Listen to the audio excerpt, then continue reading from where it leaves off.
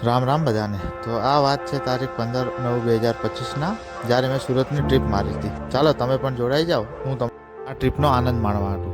સાંજે 7 વાગે હું બેસી ગયો બસમાં અને નીકળી ગયો સુરત જવા. થોડીક જ વારમાં હું પહોંચી ગયો પાલનપુર. પાલનપુરથી નીકળ્યા પછી રાતે 12 વાગે હું આવી ગયો અમદાવાદ. અને જો આ છે અમદાવાદ શહેર. અને ત્યાર પછી હું સૂઈ ગયો અને રાતના કરીબ 2-2:30 વાગે હું પહોંચી ગયો વડોદરા.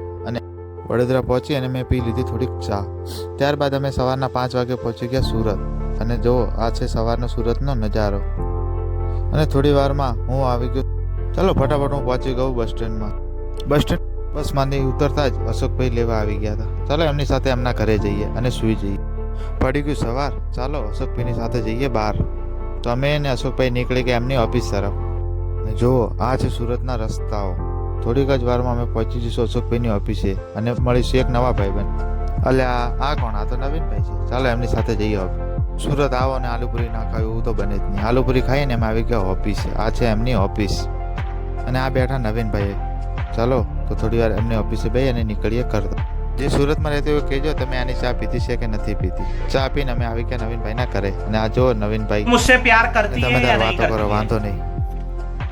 દિવસ બીજો અને અમે અશોકભાઈ નીકળી ગયા સુરતની બજારમાં ફરવા માટે. તો ચાલો તમને પણ થોડુંક સુરત ફેરવી જ દઈએ. અને હા, આ જુઓ તાપી નદીના ઉપરનો નજારો. અને આ છે તાપી નદી. તો ચાલો આજના બ્લોગમાં આટલું જ. મળીએ એક નવા બ્લોગ સાથે. ત્યાં સુધી બધાને જય શ્રી રામ.